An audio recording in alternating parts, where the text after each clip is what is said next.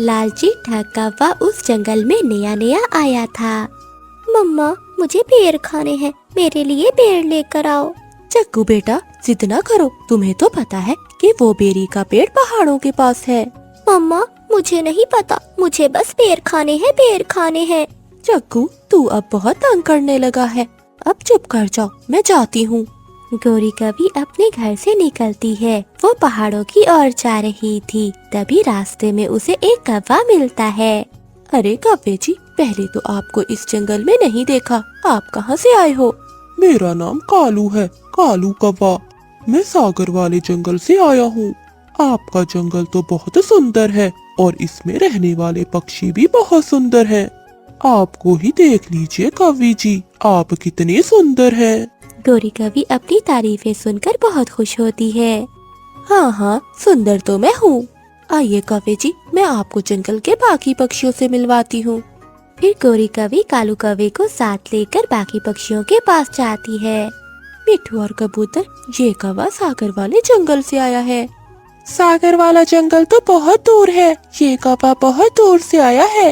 हाँ मिट्ठू, मैं बहुत दूर से आया हूँ और बहुत थक गया हूँ।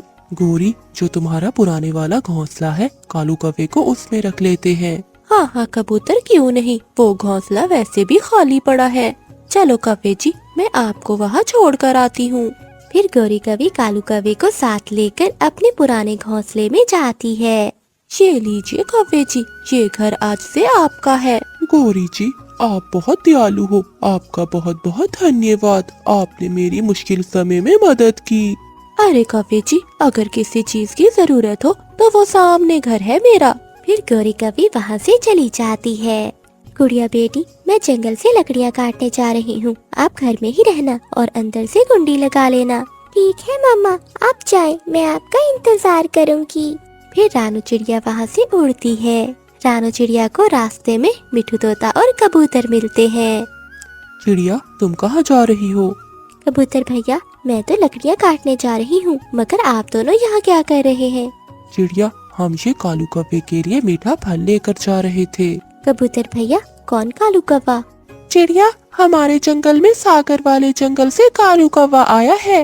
वो बेचारा बहुत गरीब है, ये फल हम उसके लिए लेकर जा रहे हैं। अच्छा, कहाँ है वो कालू कौवा? चिड़िया, गोरी के पुराने घोंसले में। ठीक है मिठू भैया, वो तो हमारा मेहमान है, मैं लकड़ियाँ काट कर दाना देने जाऊंगी। फिर रानू चिड़िया वहाँ से चली जाती है। कालू जी, ये लीजिए मीठा बेर, ये मैं अपने बेटे के लिए लाई थी और आपके लिए। सुंदर कवि, आपने बहुत अच्छा किया, मुझे मीठे पेड़ बहुत पसंद हैं। क्या आप अपने बेटे के साथ रहती हैं? और आपका पति कहाँ है? क्या बताऊं कालू जी, मेरा पति हमें छोड़कर चला गया किसी नीली कवि के पीछे। अरे, ये तो बहुत बुरा हुआ। आप तो इतनी सुंदर हैं, फिर भी वो कैसे छोड़कर जा सकता है आपको? कोई बात नहीं कवि जी, अगर किसी चीज की जरूरत हो तो मुझे बताना, मैं लेकर आऊँगा आपके लिए। तभी रानू चिड़िया भी वहाँ आ जाती है। अरे गोरी बहन, आप यहाँ? हाँ चिड़िया, मैं ये मीठा फल लेकर आई थी। ये देखो चिड़िया, ये है कालू कौवा जो सागर वाले जंगल से आया है। सागर वाले जंगल में तो मेरे मामा जी रहते हैं, वो जंगल तो बहुत सुंदर है।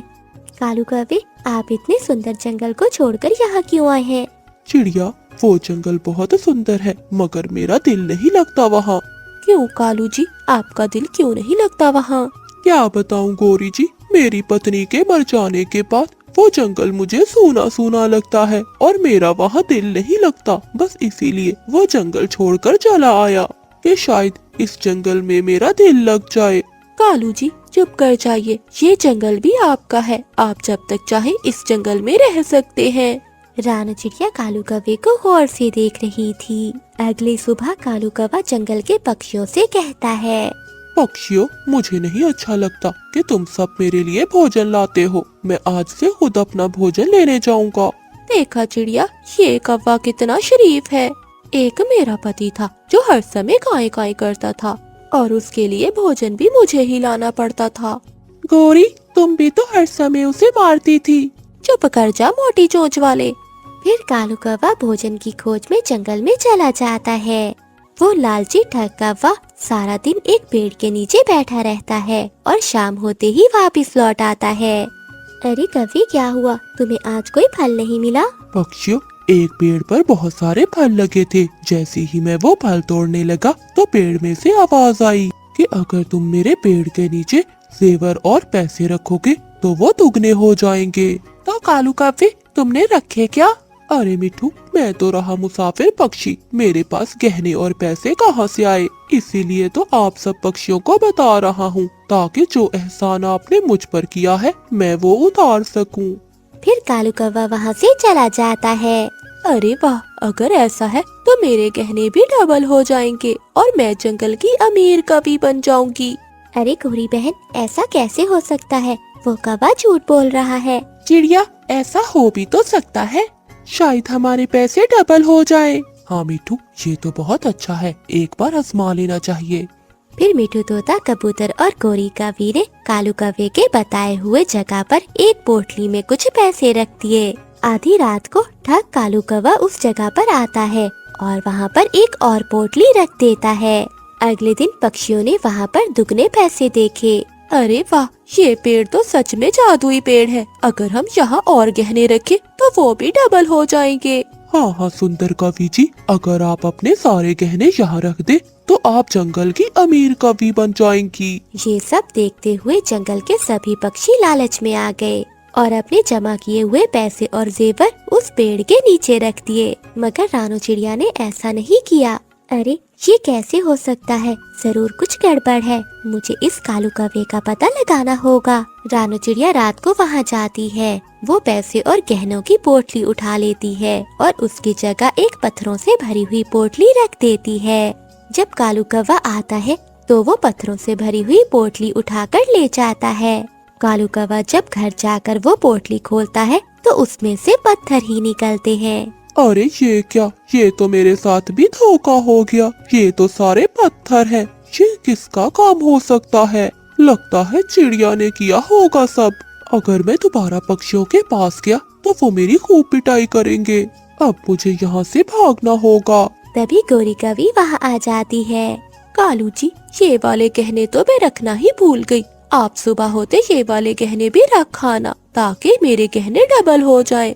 कालू कौवा ये देखकर बहुत खुश होता है। हाँ हाँ, क्यों नहीं सुंदर कवि, आप बहुत सुंदर हो। मुझे आपसे कुछ कहना है। कहिए कहिए कालू जी। सुंदर कवि जी, क्या आप मुझसे शादी करोगी? आप बहुत सुंदर हो और सबसे अमीर भी होने वाली कवि हो। मैं चाहता हूँ कि मैं आपके साथ रहूँ। हम कल गहने डबल होते ही शादी कर लेंगे। गोरी कवि ये सुनकर बहुत खुश होती है। फिर कालू कौवा रात के अंधेरे में गोरी कवि के गहने लेकर वहाँ से भाग जाता है। अगली सुबह जब जंगल के पक्षी पेड़ के नीचे जाते हैं तो वहाँ कुछ भी नहीं था। अरे, हमारे पैसे और गहने कहाँ गए?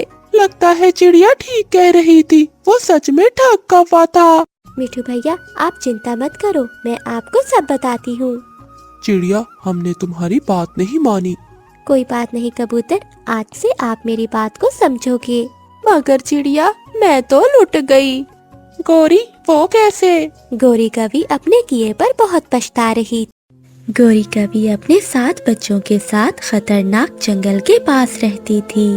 कालू कौवा डरते डरते एक पेड़ से कुछ फल तोड़ रहा था। जल्दी जल्दी से गोरी कवि और बच्चों के लिए फल तोड़ लेता हूँ। अगर जंगल की कोई बाजें या चीलें आ गई तो वो मुझे खा जाएंगी। कालू कौवा डरते डरते कुछ फल तोड़ता है और अपने घर की ओर चला जाता है। कालू कौवा फल लेकर जंगल के पास अपने छोटे से घोंसले में जाता है, जहाँ गोरी कवि अपने 4 बच्चों के साथ बैठी हुई थी। तभी कालू कौवा घर का दरवाजा बंद कर देता है। कालू जी, किसी ने आपको यहाँ आते हुए देखा तो नहीं? नहीं गौरी, मैं छुप छुप कर यहाँ आया हूँ, किसी ने नहीं देखा मुझे। कालू जी, पास के जंगल के जालिम पक्षियों को पता नहीं चलना चाहिए कि हम अपने बच्चों के साथ यहाँ रहते हैं, वरना वो जालिम चीलें हमारे बच्चों और हमें खा जाएंगी। गौरी, पता है मुझे, इसीलिए घर में आने से पहले मैं बाहर देर तक खड़ा रहता हूँ। अच्छा गौरी, तुम बच्चों को ये फल खिलाओ, मैं नदी से पानी लेकर आता हूँ। माँ, तुम हमें बाहर खेलने क्यों नहीं जाने देती हो? हमें सारा दिन घर में रहना अच्छा नहीं लगता। मुन्नी बेटा, अभी तुम सब बहुत छोटे हो, यहाँ बाहर हर जगह बहुत खतरा है। वो सब जालिम पक्षी तुम जैसे मासूम बच्चों को खा जाएंगे। माँ, क्या वो जालिम चीले हमें भी खा जाएंगी? नहीं बच्चों, जब तक मैं तुम्हारे साथ हूँ तुम्हें कोई कुछ नहीं कह सकता। फिर कालू कौवा भी पानी ले आता है। वो सब पानी पीकर सो जाते हैं। आधी रात को गोरी कवि के 3 अंडे भी फूट जाते हैं और उनमें से 3 प्यारे प्यारे बच्चे बाहर आते हैं, जो अंडों से बाहर आते ही शोर मचाने लगते हैं। गौरी, बच्चों को चुप कराओ, वरना कोई जालिम चीले हमारे बच्चों को देख न ले। तभी बाहर कुछ पक्षियों की आवाजें आती हैं। ये सुनकर कालू कौवा बाहर देखता है। तभी सामने 2 गिद्दे बैठी हुई थीं। गौरी, बच्चों को चुप कराओ, वरना वो गिद्दे यहाँ आकर हमारे बच्चों को ले जाएंगी। अरे भाई, अभी तो बच्चों की आवाजें आ रही थी। पता नहीं, यहाँ तो कोई भी दिखाई नहीं दे रहा। लगता है वो पक्षी कहीं दूर चले गए हैं। चलो हम उन्हें जंगल में ही देखते हैं। गौरी, अच्छा ही हुआ कि वो जालिम गिद्दे यहाँ से चली गई। आज तो इन छोटे बच्चों ने हमें मरवा ही दिया था। अगली सुबह कालू कौवा बच्चों के लिए फल लेने जाता है और गोरी कवि घर में बैठकर अपने 7 बच्चों की रक्षा करती है। ऐसे ही कुछ दिन बीत जाते हैं। एक दिन गोरी कवि और कालू कौवा अपने 7 बच्चों को लेकर बाहर बैठे हुए थे। तभी दूर जंगल से वो जालिम गिद्दे उन्हें देख लेती हैं। अरे भाई, वो देखो कौवे और कौवे के बच्चे। चलो भाई जल्दी करो, मेरे तो मुंह में अभी से पानी आ रहा है। भाई रुक जाओ, हम अभी इनका शिकार नहीं कर सकते। अगर हमने इनका अभी शिकार किया तो हमें अपना आधा हिस्सा जंगल के राजा बाज को देना होगा। लेकिन भाई, राजा बाज कहाँ है? उसे भला कहाँ पता चलेगा कि हमने इन बच्चों का शिकार किया है? भाई, हम इनका शिकार आज नहीं कल करेंगे, क्योंकि कल जंगल में बाज के बेटे की शादी है। जंगल के सभी पक्षी कल राजा के बेटे की शादी पर जाएंगे और हम इनका शिकार कर लेंगे। राजा बाज ने अपने जंगल में एक कानून बनाया था कि कोई भी अपने जंगल में शिकार नहीं करेगा। अगर कोई शिकार करते हुए पकड़ा गया तो उसे हमेशा के लिए काल कोठरी में बंद कर दिया जाएगा। अगले दिन शाम को गोरी कवि घर में बैठी कालू कौवे का इंतजार कर रही थी। अरे कालू, अभी तक घर क्यों नहीं आए? ये तो सुबह से घर से निकले हुए हैं, अभी तक आए क्यों नहीं? क्या हुआ माँ, आप इतनी परेशान क्यों हो? बच्चों, तुम्हारे पापा सुबह से जंगल में गए हुए हैं और अभी तक लौट कर नहीं आए। पहले तो कभी उन्हें इतना समय नहीं लगा। मेरा मन बहुत घबरा रहा है, कहीं उन्हें कुछ हो न गया हो। नहीं माँ, पिताजी ठीक होंगे। मगर मेरा मन नहीं मान रहा। मुन्नी बेटा, तू अपने बहन भाइयों के साथ यहीं रह और अंदर से दरवाजा बंद कर लेना। मैं जंगल में तेरे पिताजी को देखने जा रही हूँ। जब तक मैं ना आऊँ दरवाजा ना खोलना। गोरी कवि पहली बार अपने बच्चों को घर में अकेला छोड़कर बाहर जाती है। तभी 7 बच्चे घर के अंदर बैठ जाते हैं। थोड़ी देर बाद गोरी कवि के छोटे 3 बच्चे रोने लगते हैं।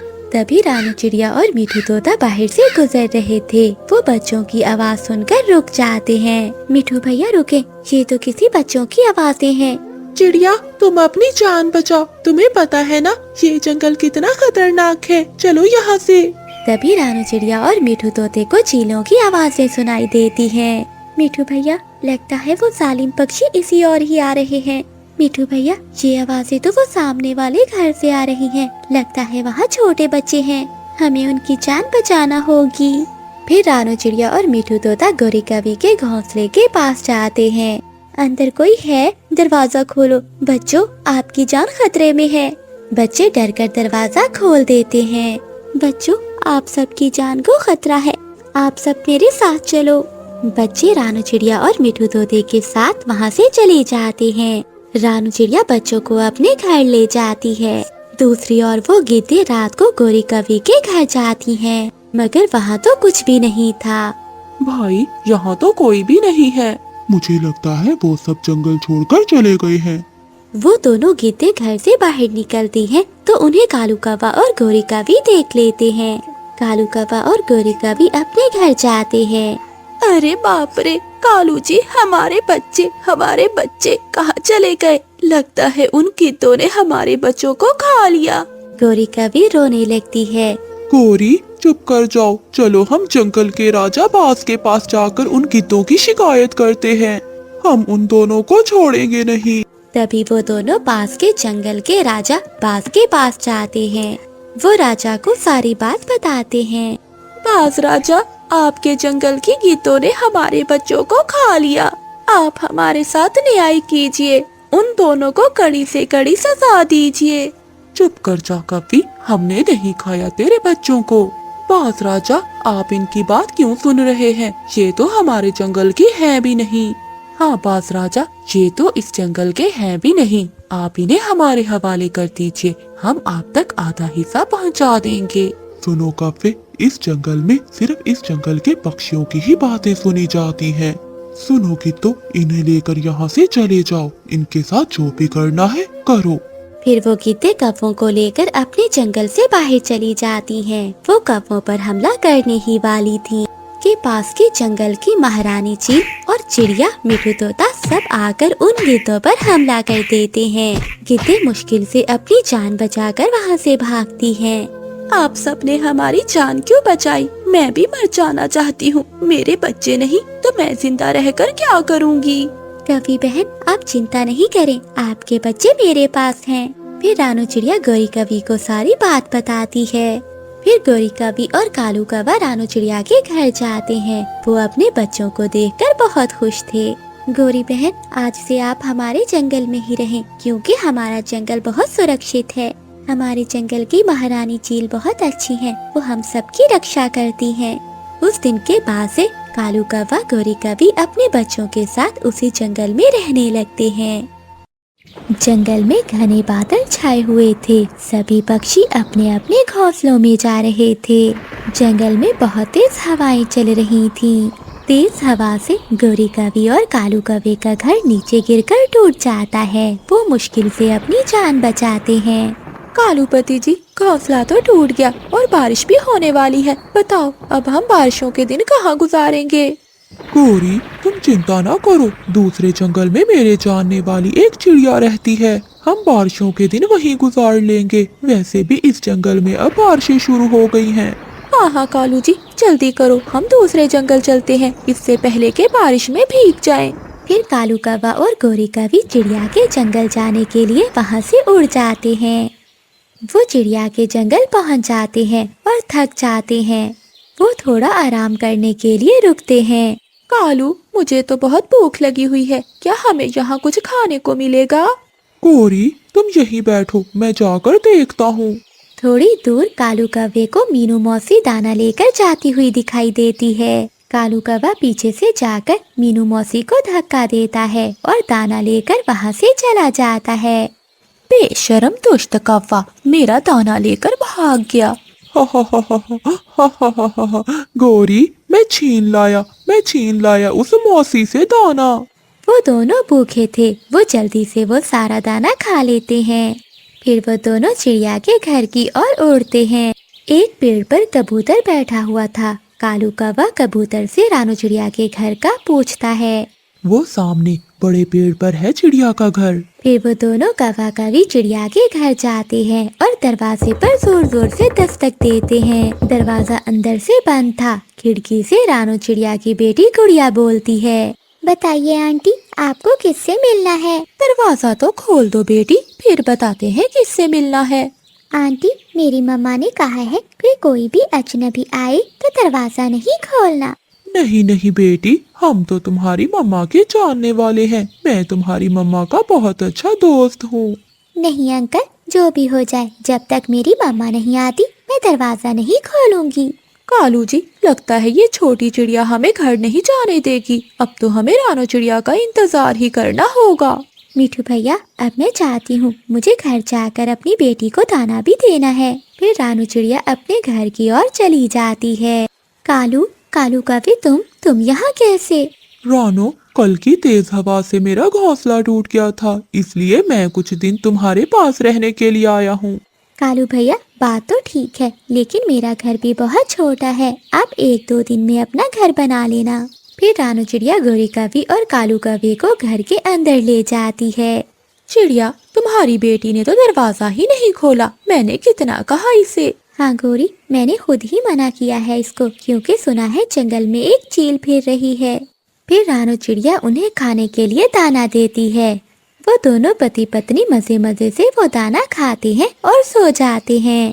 अगली सुबह हो जाती है। कालू कौवा और गोरी कवि सुबह सुबह घर से निकलते हैं और पहाड़ों की ओर चले जाते हैं। वहाँ एक गुफा के पास बड़ी चील बैठी हुई थी। चील के पास एक मीठे फल का पेड़ भी था। कालू जी, मेरा तो मीठे फल खाने को बहुत मन कर रहा है। ये मीठे फल का पेड़ उस चील का है। अगर हमें मीठे फल खाने हैं तो पहले चील से पूछना होगा। गोरी कवि और कालू कौवा चील के पास जाते हैं। चील दी, मेरी पत्नी का मीठे फल खाने को बहुत मन कर रहा है, क्या हम मीठे फल खा सकते हैं? हाँ कवि और कवि, ये पेड़ मेरा है, तुम इस पेड़ से एक फल तोड़कर खा सकते हो। फिर वो दोनों कौवे एक फल तोड़कर खाने लगते हैं। वो फल बहुत मीठा था। चील दी, ये फल तो बहुत मीठा था, क्या हम कल भी यहाँ ये मीठे फल खाने आ सकते हैं? हाँ हाँ कव्वे, क्यों नहीं। अगर बदले में तुम मुझे मांस देने का वादा करो तो तुम ये सारे फल खा सकते हो। चील दी, तुम चिंता न करो, हम धोखे से किसी न किसी पक्षी को यहाँ ले ही आएंगे। इन मीठे फलों को खाने के लिए मैं कुछ भी कर सकती हूँ। मम्मा, मुझे ये कौवे ठीक नहीं लगे। देखा नहीं आपने, ये कैसी लालच वाली बातें कर रहे थे। गुड़िया बेटी, ये कौवा मेरे बचपन का दोस्त है, 2 दिन रहकर चला जाएगा। फिर कौवा और कवि वहाँ आ जाते हैं। गोरी और कालू, तुम दोनों कहाँ गए हुए थे? हम तो अपने लिए बड़ा मजबूत घर बना रहे हैं। फिर तो आप यहाँ से चले जाएंगे। हाँ हाँ रानो, जैसे ही हमारा घर बनेगा तो हम यहाँ से चले जाएंगे। कौवा और कवि झूठ बोलते हैं। दूसरे दिन कौवा और कवि एक नदी के किनारे बैठे हुए थे। कालू, ये नया जंगल है, कोई भी हमारा विश्वास नहीं करेगा। अगर हम चील दी के लिए कोई मांस न लेकर गए तो वो हमें मीठे फल नहीं देगी। गोरी, चिड़िया चिड़िया हमारा विश्वास जरूर करेगी। हम चिड़िया को ही बलि चढ़ा देंगे। मैं अभी जाकर चिड़िया से झूठ बोलकर उसे पहाड़ों की ओर लेकर आता हूँ। कालू कौवा चिड़िया के पास जाता है। चिड़िया चिड़िया, पहाड़ों के पास बुलबुल गिरी पड़ी है, वो मदद के लिए तुम्हें पुकार रही है। रानो बहन कहकर पुकार रही थी। कौवे भैया, आप भी मेरे साथ चले, हमें बुलबुल की मदद करना होगी। कालू कौवा ऐसे झूठ बोलकर रानो चिड़िया को अपने साथ ले जाता है। गोरी कवि चील के पास पहले ही पहुंच गई थी। चील दी, तुम्हारा भाई कालू चिड़िया को लेकर आता ही होगा, फिर हमें मीठे मीठे फल खाने देना। मीनू मौसी वहाँ से गुजर रही थी तो वो उन दोनों की बातें सुन लेती है। वो चिड़िया के पास जाती है। चिड़िया, रुक जाओ, ये कौवा तुम्हें धोखे से लेकर जा रहा है। अगर तुम इस कौवे के साथ गई तो वो चील तुम्हें खा जाएगी। ये वही कौवा है जो मेरा दाना भी लेकर भाग गया था। ये मौसी तो झूठ बोल रही है। मेरी मीनू मौसी कभी झूठ नहीं बोलती।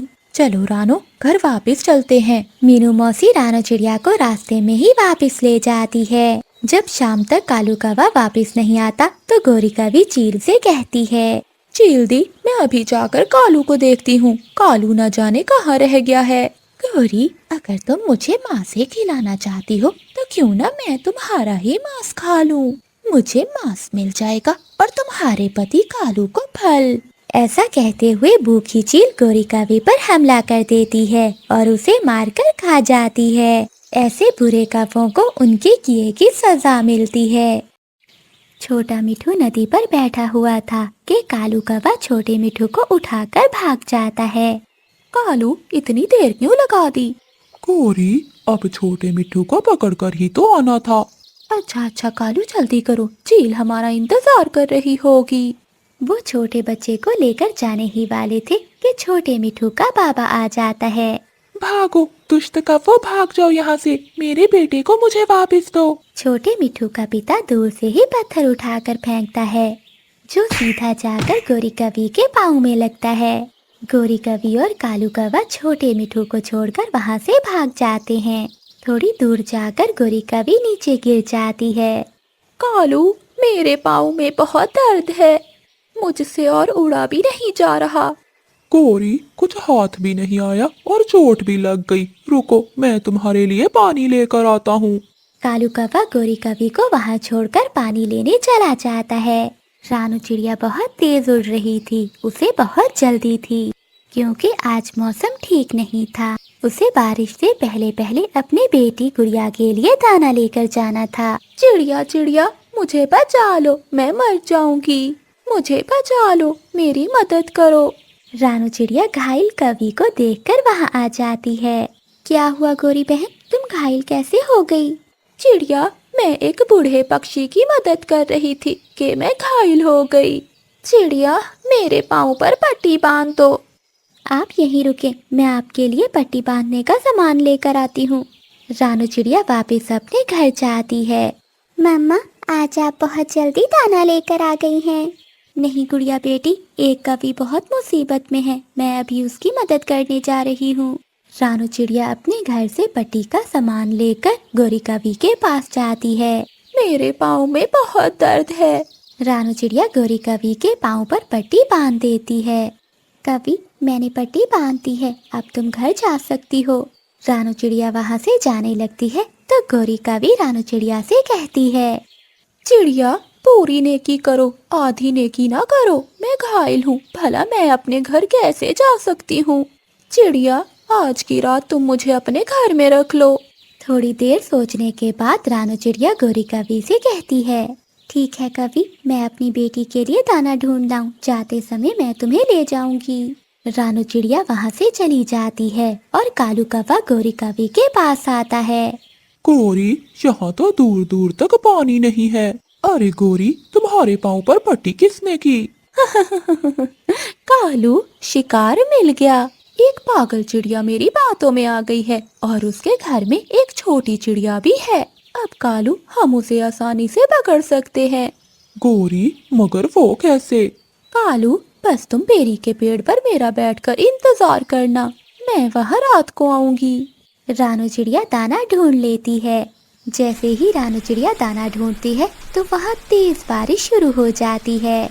अगर मैं कवि की मदद न करती तो अब तक मैं अपने घर में होती, मगर वो घायल थी और दर्द में थी। रानू चिड़िया बारिश में ही वापस उड़ती है और गोरी कवि के पास आती है। गोरी कवि, जल्दी से मेरे पीछे पीछे आ जाओ, बारिश और भी तेज होने वाली है। गोरी कवि उड़ती है, वो चिड़िया के पीछे पीछे जाती है। रानू चिड़िया गोरी कवि को अपने घर ले जाती है, मगर रानू चिड़िया ये नहीं जानती थी कि वो जिस कवि की मदद कर रही है वो बहुत बुरी है। मम्मा, ये कवि कौन है? गुड़िया बेटी, ये वही कवि है जिसके पाँव में चोट लगी थी, मैं इसे अपने घर ले आई हूँ। मम्मा, मगर आप तो कहती हैं कि कवों का कभी विश्वास नहीं करना चाहिए, कवि बहुत बुरे होते हैं, मगर ये कवि घायल है और मुसीबत में है। गोरी कवि गुड़िया की बात गौर गौर से सुन रही थी। नहीं नहीं गुड़िया, मैं बुरी कवि नहीं हूँ, मैं तो बहुत अच्छी कवि हूँ। मैं तो सभी पक्षियों की बहुत मदद करती हूँ। रानू चिड़िया गोरी कवि को अच्छा भोजन देती है। रानू चिड़िया गोरी कवि को नया घोंसला देती है और खुद अपनी बेटी के साथ पुराने घोंसले में सो जाती है। बारिश भी जोरों पर थी। आधी रात को गोरी कवि उठ जाती है। वो चुपके से गुड़िया को उठाकर वहाँ से खिड़की के रास्ते भाग जाती है। मुझे छोड़ दो, मुझे छोड़ दो, बुरी कवि आंटी, मुझे छोड़ दो। मगर गोरी कवि तेजी से उड़ते हुए बेरी के पेड़ पर जाती है।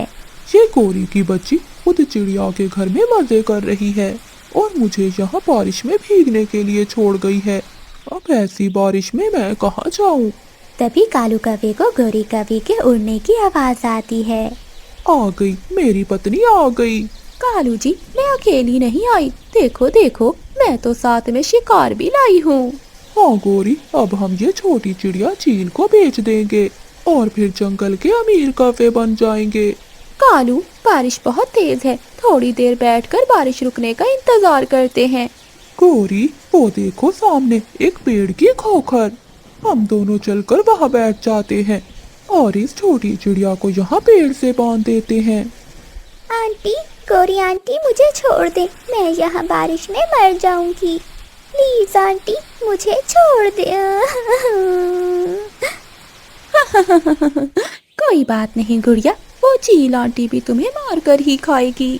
फिर वो दोनों कौवा और कवि गुड़िया को पेड़ से बांधकर पेड़ की खोखर में जाकर बैठ जाते हैं। गुड़िया, मेरी बेटी गुड़िया, गुड़िया बेटी कहाँ हो तुम? और वो घायल कवि भी नहीं है। मैं धोखे में आ गई। वो काली कवि मेरी बेटी को उठा कर ले गई। रानू चिड़िया तेज बारिश में घर से निकलती है। वो तेज बारिश में अपनी बेटी को ढूंढ रही थी। गुड़िया, गुड़िया बेटी कहाँ हो आप? कालू कौवा और गोरी कवि पेड़ की खोखर में सो जाते हैं। उसी पेड़ में एक सांप भी रहता था। जैसे ही सांप की नजर उन दोनों पर पड़ती है तो वो उन दोनों को जाकर डस लेता है। मर गया गोरी, मर गया। मुझे सांप ने डस लिया है। कालू, मुझे भी सांप ने डस लिया है। मुझे बचा लो कालू। तुम दोनों मरोगे और मेरा भोजन बनोगे। गुड़िया भी सामने ये सब देखकर बहुत डर रही थी। वो सांप दोनों कौवों को मार देता है। रानू चिड़िया अपनी बेटी को ढूंढ रही थी कि उसे रास्ते में कबूतर मिलता है। क्या हुआ चिड़िया, तुम आधी रात को बारिश में क्यों भीग रही हो? कबूतर भैया, वो दुष्ट कौवे मेरी गुड़िया को उठा कर ले गए। मैं अपनी गुड़िया को ढूंढ रही हूँ। चिड़िया बहन, जब मैं आज भोजन लेने गया तो कालू कौवे को बेरी के पेड़ पर देखा था, और जब मैं वापिस आ रहा था वो तब भी वहीं बैठा हुआ था। चलो चिड़िया बहन, बेरी के पेड़ के पास चलकर देखते हैं, हो ना हो उन दोनों की ही साजिश होगी। फिर रानू चिड़िया और कबूतर दोनों बेरी के पेड़ पर जाते हैं। गुड़िया, गुड़िया मेरी बेटी, आप ठीक हो? मम्मा जल्दी चलिए, यहाँ बहुत बड़ा सांप है जिसने दोनों कौवा और कवि को खा लिया है। फिर मामा चिड़िया और कबूतर दोनों गुड़िया को आजाद करते हैं और साथ लेकर वहाँ से चले जाते हैं। ऐसे गुड़िया अपने घर सुरक्षित पहुँच जाती